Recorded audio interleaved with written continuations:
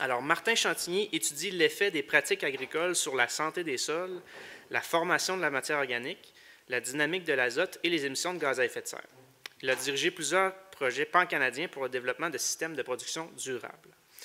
Convaincu du potentiel de la recherche participative comme moyen de trouver des solutions aux problèmes complexes comme la pollution diffuse et le changement climatique, il a mis sur pied en 2019 le Laboratoire Vivant Québec en partenariat avec l'Union des producteurs agricoles. Martin va venir nous parler des GES à la ferme pour comprendre les mécanismes de production et surtout les moyens de contrôler les émissions de protoxyde d'azote. Alors, je te laisse la place.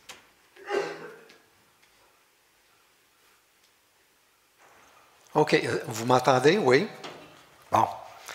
Bien, bonjour tout le monde, puis merci à Jean-Philippe pour l'invitation pour venir vous parler aujourd'hui. De protoxyde d'azote.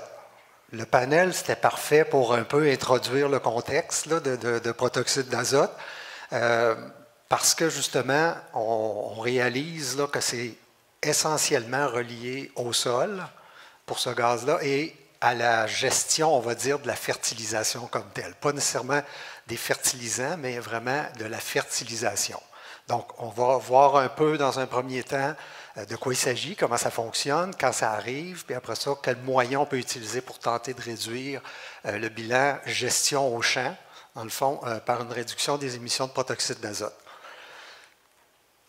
Dans les sols agricoles, en général, quand il n'y a pas d'intervention, il y a trois formes principales d'azote. Il y a de l'azote organique, il y a de l'azote ammoniacal, NH4+, ammonium, et il y a de l'azote sous forme de nitrate, NO3-. Ces trois formes-là sont un peu en équilibre les unes avec les autres. Mais dès qu'on amène une fertilisation, qu'elle soit organique, qu'elle soit minérale, on va venir soudainement augmenter la quantité d'une ou plusieurs de ces trois formes-là.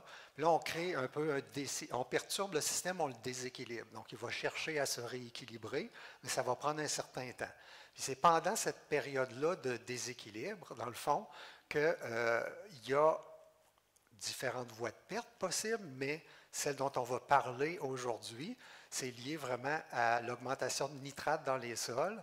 C'est via la dénitrification, la production de protoxyde d'azote, qui est un intermédiaire de la dénitrification. Mais comme il est sous forme gazeuse, il a tendance à s'échapper du système avant d'être réduit complètement sous forme de N2. Celui-là n'a pas d'effet délétère comme tel au niveau environnemental. Donc, ce qu'il faut savoir, là, les faits, c'est que grosso modo, le protoxyde d'azote, les émissions de protoxyde d'azote au Canada, c'est plus de 70% provient de l'agriculture. Alors, c'est une des raisons pour lesquelles on s'intéresse à ça d'un principe changement climatique, séquestration de carbone. Pourquoi est-ce que c'est si important? Bien, il faut comprendre que le protoxyde d'azote, c'est en agriculture le gaz à effet de serre qui est émis par nos activités agricoles le plus puissant. Donc, de l'ordre de 265 fois l'équivalent du CO2. Ce qui veut dire que 4 kg d'azote émis sous forme de protoxyde d'azote va avoir un effet de réchauffement climatique là, comparable à 1 tonne de CO2. Okay? Ça provient majoritairement des sols fertilisés. Les émissions annuelles au Québec, en général, ça varie pas mal. Ça peut être plus, mais ça varie pas mal entre 1/10 et 4% de l'azote appliqué comme tel au niveau des sols. Le facteur d'émission par défaut au niveau international qui est fixé par le GIEC, c'est 1%, peu importe le type de fertilisant, que ce soit minéral, que ce soit des effluents d'élevage, etc. C'est assez grossier comme facteur, mais c'est souvent le facteur qui est utilisé dans les calculs. Maintenant, ça, c'est des données qu'on m'a permis d'utiliser. J'espère que j'avais la permission encore pour aujourd'hui, du CEDAC, des données récentes, une compilation, dans le fond, des bilans carbone, justement, pour un ensemble de fermes, là, des bilans carbone du style de ce qu'on a vu tout à l'heure au panel. Puis, ce que je rapporte ici, c'est principalement là, la partie émissions de gaz à effet de serre, donc le premier poste qu'on voyait dans les bilans carbone. La répartition pour ces émissions de gaz à effet de serre-là, ou la contribution, on va dire, du N2O au total. Pour les fermes de grande culture, on voit que c'est quand même 73 des émissions de gaz à effet de serre par les activités agricoles comme telles, qui est attribuable au N2O, donc c'est très significatif. Alors que pour la production laitière, bien, à cause justement du méthane lié à la rumination comme telle, bien, c'est de l'ordre d'un quart à peu près là, des émissions, 23 comme tel. Donc, c'est plus faible parce que c'est le méthane qui prend, disons, la majeure partie là, de ces émissions-là. Et les émissions de protoxyde d'azote, ça arrive quand? C'est épisodique comme tel. Donc, ça va arriver, ça va se concentrer dans des périodes à peu près de 4 à 6 semaines après une fertilisation. Il peut y avoir des émissions par la suite, mais en général, sont relativement faibles. Le gros là, des émissions reliées à une fertilisation survient à ce moment-là. C'est très épisodique, donc ce n'est pas un phénomène qui se prolonge sur plusieurs jours comme tel, c'est vraiment des pics d'émissions. On va le voir un petit peu plus loin. Puis pourquoi c'est épisodique? C'est parce que dans le fond, ça prend 3 conditions simultanées pour que la production d'N2O survienne. D'abord, ça prend une forte humidité du sol. Donc, ça, c'est des conditions qu'on va obtenir suite à une forte pluie ou des gels printaniers, évidemment. Les sols sont saturés en eau. Et donc, ce n'est pas tant l'humidité que le fait que l'oxygène devient déficient dans les sols. Et c'est un processus anaérobie, la dénitrification. Donc, la mauvaise aération liée à une forte humidité crée les conditions propices.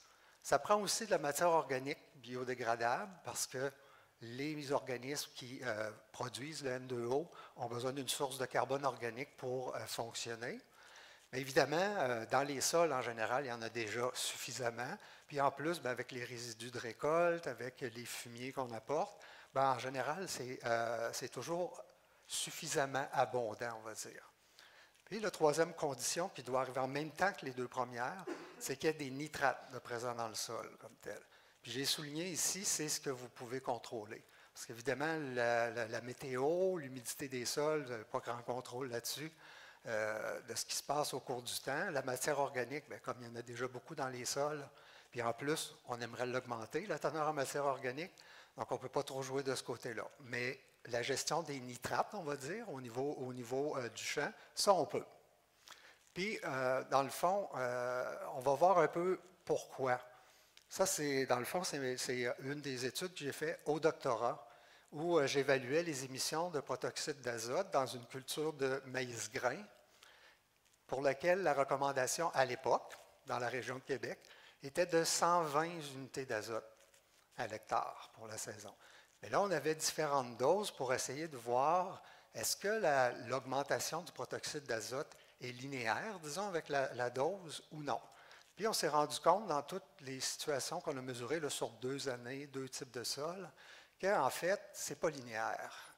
C'est relativement linéaire jusqu'à la dose recommandée, mais quand on excède, souvent on a une hausse significative en proportion comme telle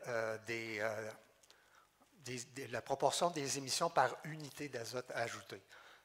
Ça amène à la conclusion que, dans le fond, le problème n'est pas tellement lié à la quantité totale d'azote qu'on apporte, mais à la partie inutilisée ou moins efficace, on va dire, par rapport à la culture. Et c'est cette portion-là, souvent, qui va créer une accumulation soit trop forte, soit trop prolongée de nitrates dans le sol.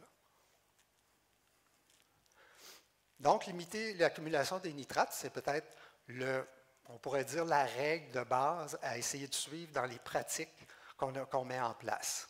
Fractionnement des apports, c'est connu maintenant, c'est prouvé que quand on fractionne la fertilisation sur 2, 3 ou plus apports d'azote, ben on réduit significativement, on peut couper de 30, 40, 50% les émissions de protoxyde d'azote par rapport à un apport unique, disons en début de saison. L'application en présence de végétaux en croissance, on va le voir, je vais en parler encore pas mal là, pour le reste de la présentation, que ce soit des cultures de couverture ou des prairies, c'est très bon moyen justement de contrôler, on va dire, l'apparition de nitrates parce que vous avez déjà des plantes qui sont prêtes à capter l'azote rapidement. comme tel au moment où il arrive. L'ajout d'inhibiteurs de nitrification aux fertilisants, que ce soit des fertilisants minéraux ou des fertilisants organiques, ça peut être une option. Je ne dirais pas que ce serait l'option à privilégier le plus possible, sachant aussi que ces produits-là sont plus coûteux, mais il reste qu'en général, ils ont une action significative de réduction des émissions là, qui peuvent être de l'ordre de 30 à 60 là, selon les études. Donc ici, on a un exemple justement d'une étude. Je vais regarder voir le pointeur. Ah, ça n'a pas l'air de... OK, on le voit. Donc ici, c'est une étude pour illustrer justement que ça se concentre pas mal, les émissions là, de protoxyde d'azote, dans les 4 à 6 semaines qui suivent une fertilisation. Le cas de l'étude ici, à l'époque, qu'on avait, c'est qu'on regardait pour un apport de lisier de porc en post-récolte du maïs à l'automne ou en pré-semis au printemps comme tel, pour des doses là, équivalentes pour les besoins de l'étude. Donc, ce qu'on voit ici, c'est justement, là, en post-récolte du maïs, c'était du maïs en silage. C'est pour ça qu'on était encore à la mi-septembre comme tel, puis on a apporté du lisier. Donc, c'était sur sol nu comme tel. Et puis là, ben, on voit le pic d'émissions qui a augmenté pour à peu près 3 semaines. Ensuite, un peu d'émissions résiduelles, on va dire. Puis là, bien évidemment, l'hiver a pris, les émissions étaient réduites. Au printemps suivant, toujours pour la part de l'automne, ben, on voit qu'on a eu un pic ici au moment du dégel puis du ressuyage là, du champ, donc une période propice où on voit qu'il y avait un peu d'effet résiduel de la part de l'automne. Puis un peu plus tard, là, dans les autres parcelles, ben là, on avait la part de lisier au moment de semer le maïs comme tel, et pas de pic d'émission, ou à peine un petit pic. Puis la différence ici, c'est l'humidité du sol, en fait. Donc, ça prend des précipitations, comme j'ai dit, ça prend 3 conditions en même temps. Ça prend de l'azote, on l'apporte avec les fumiers, le carbone aussi, mais il faut que le sol soit relativement humide pour que les émissions arrivent. Alors, à l'automne, bon, on avait déjà un sol relativement humide jusqu'au printemps, au moment de se ressuyer. Puis cette année-là, le printemps avait été extrêmement sec. Donc, on a amené le lisier sur un sol qui était déjà relativement sec. Puis pendant 3 semaines, il n'y a eu à peu près aucune précipitation à ce moment-là. Donc, il reste que pendant ce temps-là, au niveau microbiologique, transformation, il y avait beaucoup d'ammonium amené par le lisier qui a été transformé en nitrate puis qui s'est accumulé en grande quantité parce qu'on était en tout début de saison de croissance pour le maïs. Donc, pas encore très efficace à pomper cet azote-là. Alors, quand la première vraie grosse pluie est arrivée, 3 semaines plus tard, bien, on avait une bombe dans le fond à retardement, là, puis on voit qu'on a eu des émissions là, vraiment très importantes, mais malgré tout, encore une fois, circonscrites à peu près 4-5 semaines de temps. Maintenant, ça arrive même pendant l'hiver, les émissions de protoxyde d'azote. Ça ne fait pas si longtemps qu'on sait ça. Vers les années 2009-2010, on a décidé d'aller mesurer pendant l'hiver. Parce que normalement, ce qu'on faisait, c'est qu'on mesurait, on mesurait jusqu'à peu près au début mi-novembre, au moment où le sol gèle, puis souvent la neige arrivait aussi dans notre région, à peu près dans cette période-là. Puis ça, c'est un exemple d'étude où on comparait, on essayait de voir si la date d'épandage des lisiers pouvait vraiment aider au niveau des émissions de gaz à effet de serre, de protoxyde d'azote. Donc, on avait un apport hâtif, toujours sur sol nu. On prenait un système avec céréales de printemps. Donc, on avait un sol qui était à nu ici, et puis soit l'apport de lisier se faisait début septembre, donc relativement tôt, on va dire, là, à l'automne, ou carrément début novembre. Donc, on a vraiment été dans les extrêmes, on va dire, un peu au niveau des dates pour comparer. Alors, ce qu'on voit, c'est qu'effectivement, l'apport hâtif a généré des émissions de protoxyde d'azote pendant à peu près un mois de temps, comme tel, et quand on est venu avec notre rapport sur des parcelles qui étaient prévues pour début novembre, oh, pas d'émission. Donc, on aurait pu conclure, si on s'arrêtait là, que, bon, ben, ça veut dire que plus on met tard le lisier, mieux ça va être. Mais évidemment, comme j'ai dit, on a décidé à un moment donné d'adapter notre méthode pour pouvoir faire les mesures pendant l'hiver de gaz à effet de serre. Et finalement, ce qu'on s'est rendu compte, c'est que si on poursuivait pendant l'hiver, comme je le dis souvent, dans le temps des fêtes, il n'y a pas juste dans les maisons que le party prend, dans le sol aussi. Okay? Donc, les sols ne dorment jamais. Et puis, au niveau microbiologique, souvent, c'est que la période des gels, dégels, novembre, décembre, est une période quand même stressante pour les communautés microbiennes du sol, mais vont, en quelques semaines, s'adapter okay? Aux nouvelles conditions et les activités reprennent pendant l'hiver. Donc, ça, c'est vraiment, à ce moment-là, ce qu'on s'est rendu compte, c'est que les émissions réaugmentaient et davantage là où on avait mis du lisier tardivement, comme tel, parce que dans le fond, il restait davantage d'azote, comme tel, disponible, davantage de nitrate. Donc, ce n'est pas à négliger. Puis, les émissions hivernales, ce qu'on s'est rendu compte, c'est que pour les sols sableux, les émissions hivernales peuvent représenter entre 46 et 87 % des émissions annuelles. Donc, ce n'est pas anodin. Là. Il y avait une bonne partie de l'histoire qui nous manquait. Puis, dans les sols argileux, c'est un peu plus variable, mais vous voyez que ça peut quand même aller jusqu'à près de 80 % des émissions annuelles. Ça a amené une réflexion au niveau national, au niveau des inventaires canadiens de gaz à effet de serre. Puis, la méthodologie, maintenant, elle a été révisée. Puis, on ajoute un 36 % aux émissions saisonnières. Donc, on calcule les émissions saisonnières, on les mesure, puis après, on fait plus 36 % pour l'hiver. C'est très grossier, mais c'est quand même un premier pas dans la bonne direction. Très grossier, d'abord, par rapport à la texture des sols. Hein. Vous voyez que les gammes de valeurs sont quand même liées à la texture des sols. Donc, mais il n'y avait pas assez de données, à part celles qu'on a au Québec. Il n'y en avait pas ailleurs au Canada là, comparables selon la texture de sol. Donc, on y va avec un facteur unique pour tout le monde. C'est un premier pas. Qu'est-ce qu'il faut surveiller? Bien, pendant la saison de croissance, c'est surtout les sols lourds, les sols argileux, qu'il faut surveiller davantage parce que, justement, ils ont tendance à être plus humides et à le rester plus longtemps que les sols sableux. Hors saison de croissance, bien là, c'est tous les types de sols. Parce que l'histoire de l'humidité du sol est levée, on va dire, cette condition-là, pendant l'hiver, il n'y a pas vraiment de problème d'humidité trop basse, donc tous les sols émettent pendant l'hiver comme tel. Maintenant, c'est quoi les solutions? Fertilisation, épandage tardif, on vient d'en parler. Hein? Finalement, ce n'est pas vraiment une solution, ce n'est pas efficace, parce que la production de nitrate et de protoxyde d'azote, ça se poursuit tout l'hiver. Ça se poursuit à un rythme ralenti parce qu'il fait froid, mais ce n'est pas nul. Épandage sur résidus de récolte.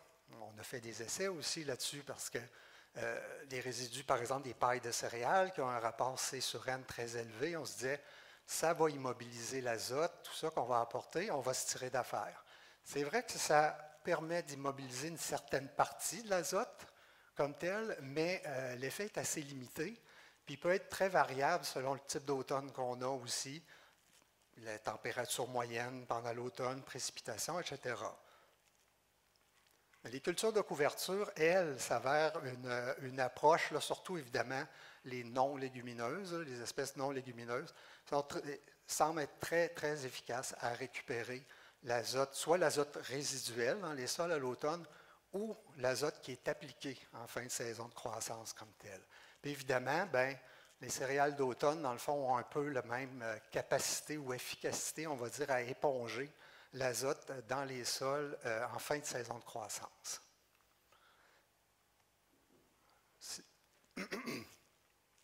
Là, on va s'attarder un petit peu plus sur le cas des prairies. Hein. On est dans une session sur les plantes fourragères. Donc, les prairies, elles, je ne vous apprendrai rien, là, ont un système racinaire qui est bien développé, qui est actif en permanence. Dans le fond, il est présent en permanence dans les sols, puis il a la capacité, dans le fond, d'éponger les nitrates dans le sol au fur et à mesure où ils sont produits. En plus, il y a toutes sortes d'autres bénéfices là, qui sont liés à l'amélioration de la santé des sols. Hein? Amélioration de teneur en matière organique, la structure, la biodiversité, l'activité biologique, etc. Ce qui, Marie-Noël en a parlé un peu ce matin aussi, a souvent des avantages sur la croissance racinaire des cultures subséquentes comme telles, et donc sur leur performance. Mais il faut faire attention à la volatilisation d'ammoniac. Il y a une chose à surveiller quand les apports se font sur des prairies, c'est que la volatilisation d'ammoniac, c'est une voie de perte d'azote qui peut être assez désastreuse, parce que ça peut aller vous faire perdre, dans le fond, plus de la moitié de votre azote disponible, comme tel, avec les apports de lisier. Donc, il faut faire attention que l'ammonium des lisiers ne soit pas laissé à la surface des sols. Pour l'urée, et tous les lisiers et les fumiers de volaille, l'idéal, c'est d'injecter ou d'incorporer. Puis si c'est incorporé, c'est rapidement, en moins de 12 à 24 heures, mais ça peut être très superficiel, l'incorporation. C'est plus une histoire de mélanger, dans le fond, les premiers centimètres de sol avec les lisiers. Pour toujours urée et fumier de volaille, il y a possibilité d'ajouter des inhibiteurs d'uréase. Ça peut aider. En général, c'est relativement efficace à réduire la volatilisation d'ammoniac. Évidemment, ça, c'est surtout dans les cas, par exemple, où ce n'est pas possible d'incorporer. Et puis, donc, il faut se rappeler, c'est ça, les lisiers, comme ils contiennent déjà 50% et plus, en général, de leur azote total sous forme ammoniacale, c'est vraiment eux qu'il faut surveiller. Mais les inhibiteurs d'uréase sont inefficaces dans ce cas-là parce que l'azote est déjà sous forme de NH4. Puis c'est un phénomène rapide. Donc, dans le cas des prairies, comme on ne peut pas vraiment incorporer comme tel, mais qu'on doit intervenir, on va dire, de façon rapide. Vous avez les graphiques ici qui montrent un peu la dynamique temporelle de volatilisation d'ammoniac. Donc, ce qu'on voit, c'est que suite à un épandage, ça va se passer dans les 12 à 24 premières heures. Le gros de la volatilisation se produit, puis par la suite, là, on a un plafonnement. Donc, déjà, ça ralentit une journée après les apports comme tel. Donc, si on est en prairie, il faut viser des bonnes conditions d'infiltration comme tel au moment de l'épandage. Ça veut dire qu'il ne faut pas que le sol soit trop humide. Il faut éviter les périodes chaudes et venteuses parce que ça, ces deux facteurs-là sont des accélérateurs de la volatilisation comme tel. Et puis, ici, sur le graphique, on comparait différents types de rampes basses d'épandage. La courbe en rouge, c'est une rampe basse avec assiette déflectrice, comme telle. La courbe dans le milieu verte, c'était avec des pendillards flexibles, donc qui se promènent un peu à la surface de la prairie. Puis la courbe bleue, des pendillards rigides. Eux permettent, dans le fond, d'ouvrir la végétation puis d'aller déposer la ligne de lisier là, sous le feuillage qui ensuite se referme par-dessus et crée un peu un effet de couvercle sur la marmite là, parce que ça coupe le vent puis la chaleur du soleil comme tel. Puis il reste que dans les études qu'on a faites, juste de jouer sur ce type d'équipement-là, on pouvait avoir des réductions de l'ordre de 25 jusqu'à 80% de réduction des émissions de volatilisation d'ammoniac. Donc, c'est intéressant. Sinon, il y a toujours moyen, par exemple, de combiner les applications avec les moments d'aération, comme tel avec une picoteuse, par exemple, là, pour aérer les prairies. Il y en a même qui ont développé là, des épandeurs à pendillards qui étaient montés sur la picoteuse comme telle, puis qui alignaient les pendillards avec les roues dentelées. Donc là, on maximisait vraiment l'infiltration, on va dire, du lisier à l'aide de ces outils-là. Donc, c'est des options possibles quand l'incorporation rapide n'est pas possible, comme dans le cas des prairies. Pour terminer, peut-être aller un peu plus loin à imaginer pourquoi est-ce que les prairies sont si intéressantes au niveau des émissions de N2O.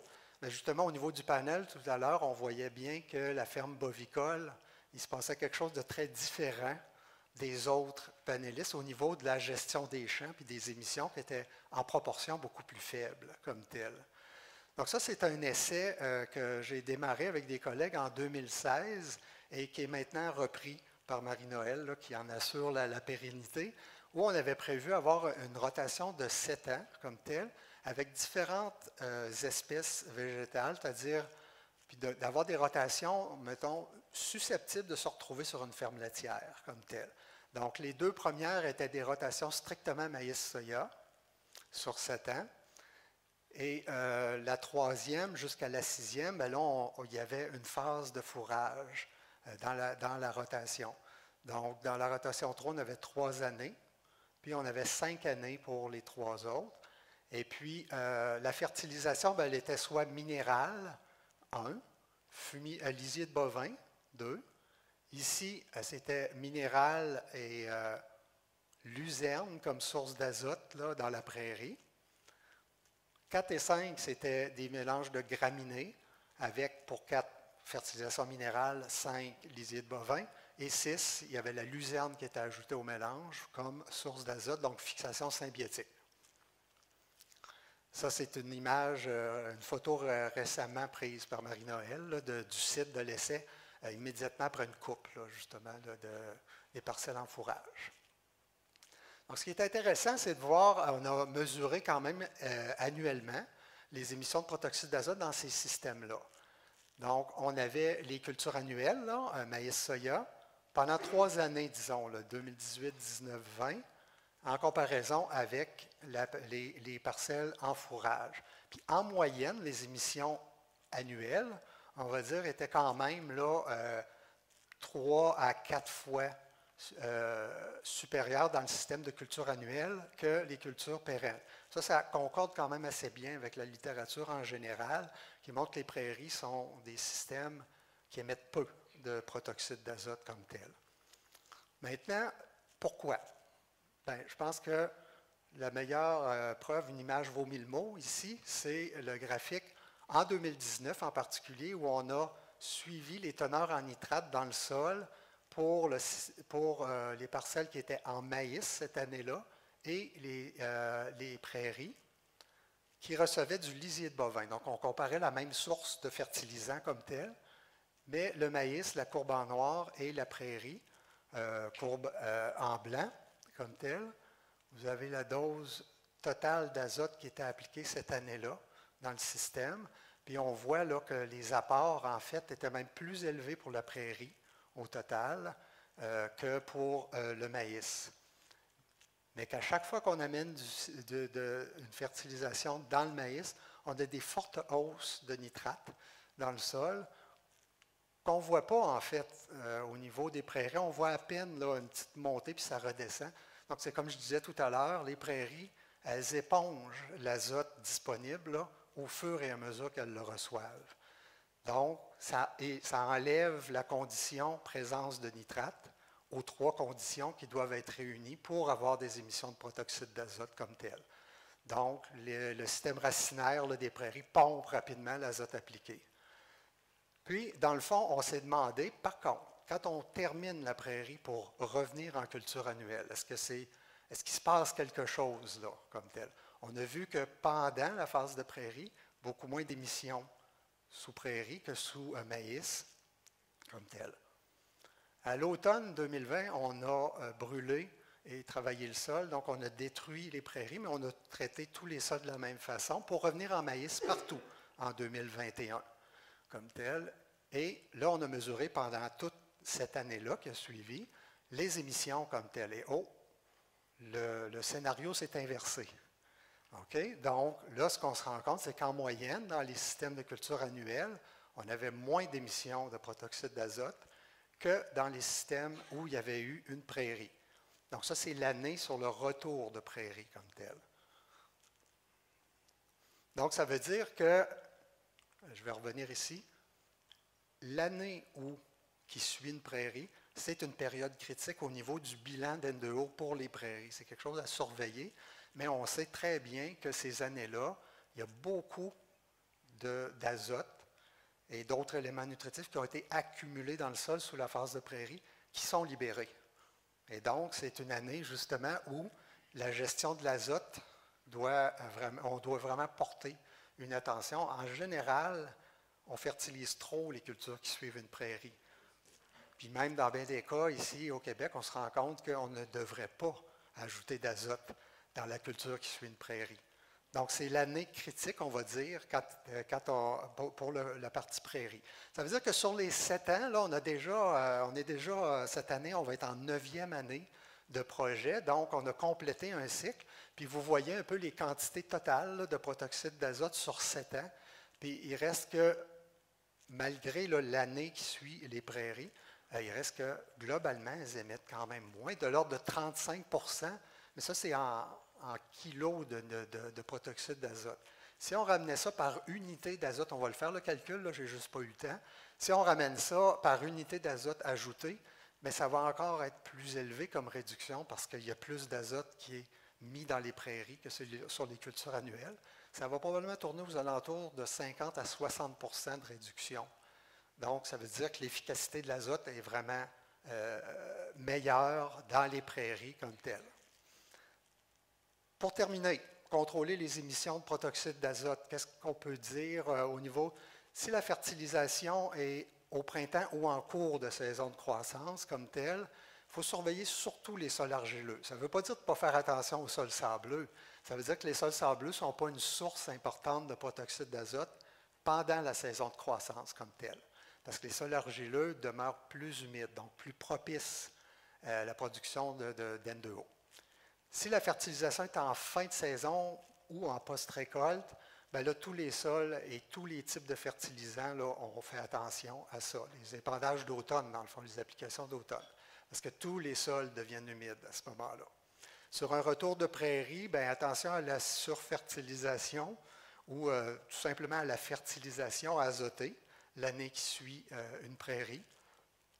Puis, bien évidemment, de travailler là, dans cette optique-là, ça va rester, que ça va jouer significativement sur les bilans carbone qu'on a vus justement là, tout à l'heure pendant le panel, parce qu'il reste que de réduire de seulement 4 kg vos émissions de protoxyde d'azote, ben, c'est de vous réduire l'équivalent d'une tonne de CO2 là, au niveau du bilan comme tel. Donc, je vous remercie. Ça, c'est une photo du type de chambre qu'on utilise pour mesurer les émissions de protoxyde d'azote dans nos parcelles. C'est quelque chose d'assez simple, puis qui va sûrement être utilisé dans le cadre du nouveau laboratoire vivant là, sur certaines fermes. Donc, je vous remercie de votre attention. Puis, si vous avez des questions, c'est un plaisir.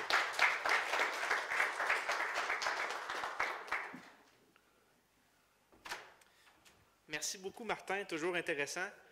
Est-ce qu'il y en a qui ont des questions pour Martin? Oui. Quelle était la fertilisation au printemps, justement, là, sur le retour de prairie, sur le maïs? Combien d'unités d'azote ont mis dans le protocole? C'est sûr que dans l'essai, si je me rappelle bien, on n'a pas changé. Non, est-ce qu'on a réduit la dose?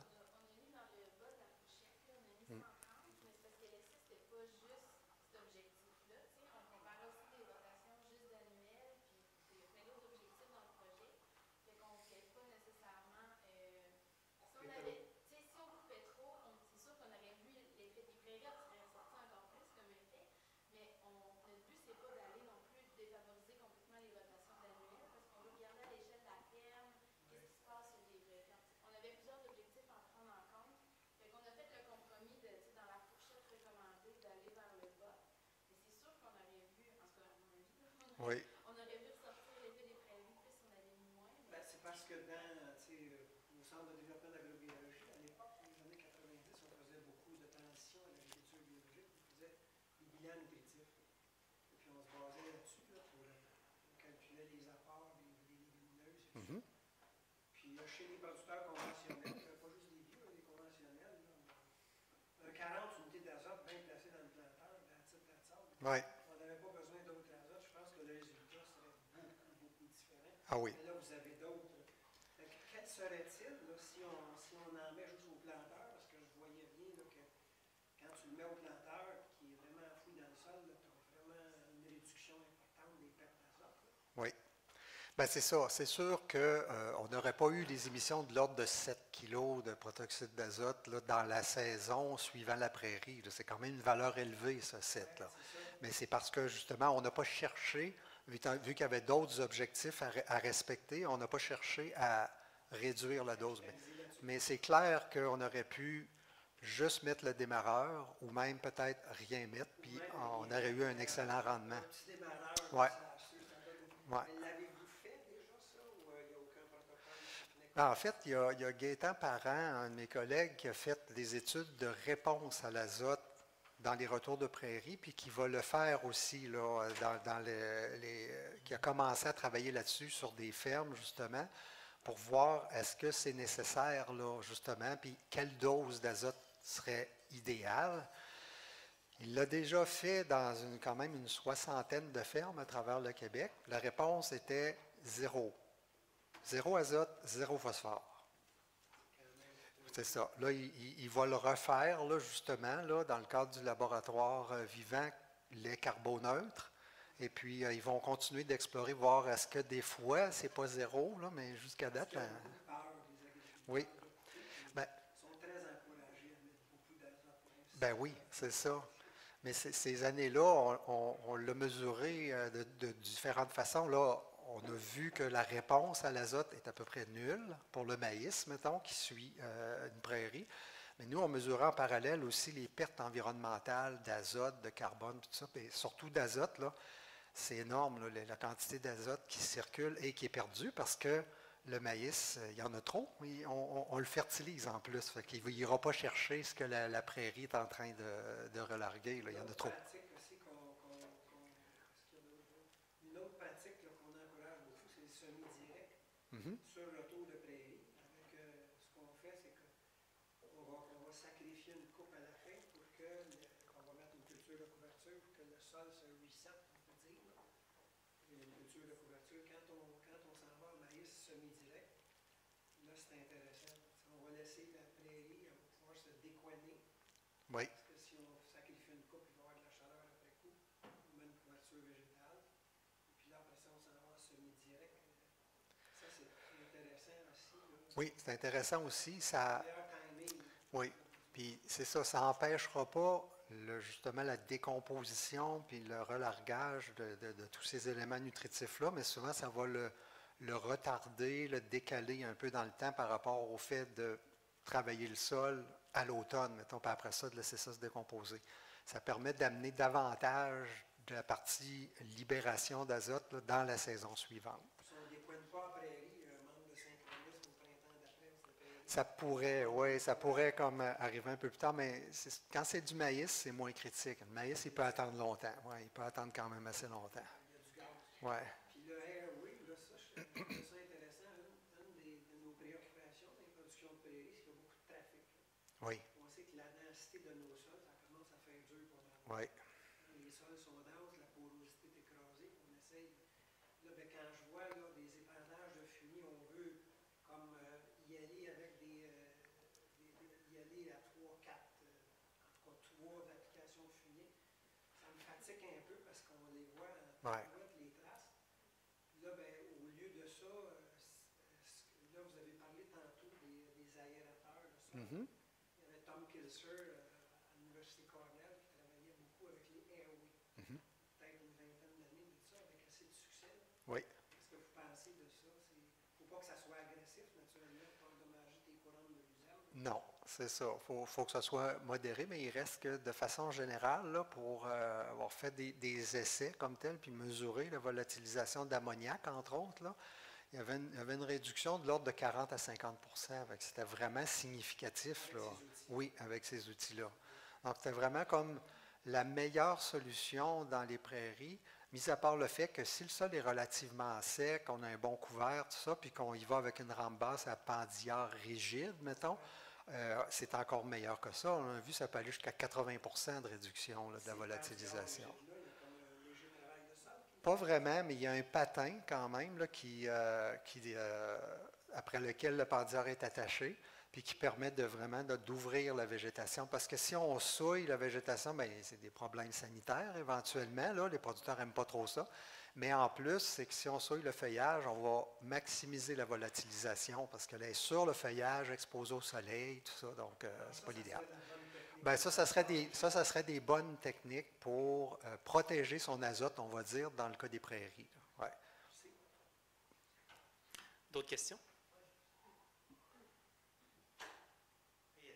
Merci, monsieur Gentil.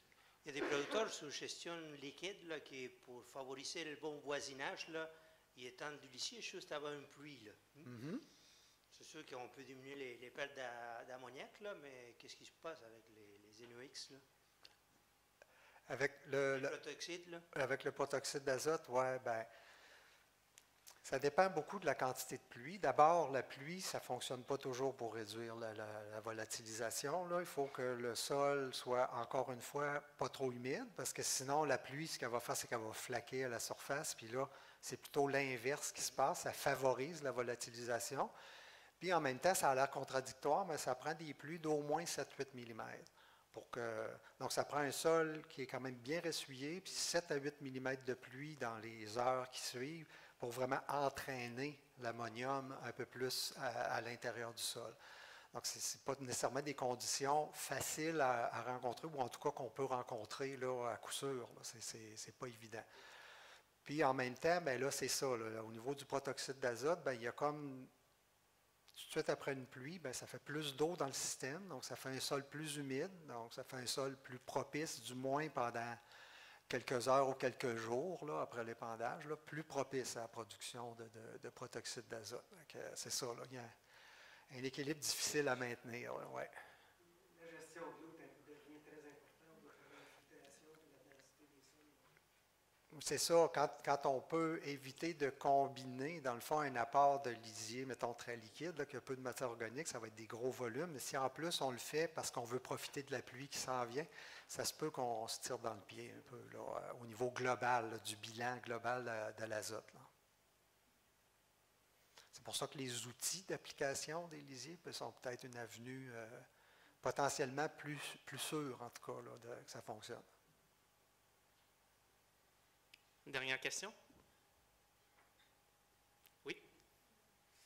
J'avais une petite question sur dans ta comparaison de tes différents essais. Là, je voyais que les émissions avec le lisier de bovin étaient supérieures aux émissions en culture annuelle avec des engrais minéraux. Ce qui me semblait être un peu contradictoire avec ce qui avait été mesuré. Est-ce que c'est que les doses d'azote n'étaient pas les mêmes? Non, ça dépend. En fait, là, on a fait plusieurs études, puis parfois, il y avait moins d'émissions avec les engrais organiques minéraux, et d'autres fois, c'est l'inverse. On n'a pas assez d'études là, pour dire qu'est-ce qui se passe, mais moi, je pense que c'est au niveau de la teneur en matière organique. Là, il y a comme un point de bascule, en fait.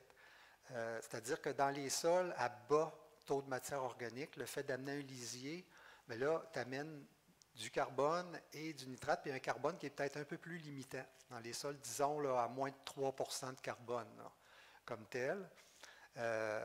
Puis là, ben, à ce moment-là, le lisier, du moins pour les essais qu'on a faits, là, ça se répète assez bien. Le fait d'avoir un engrais organique, ça émet davantage. C'est l'inverse dans les sols très bien pourvus en matière organique, parce que là, ce n'est plus une question d'avoir du carbone, il y en a en masse.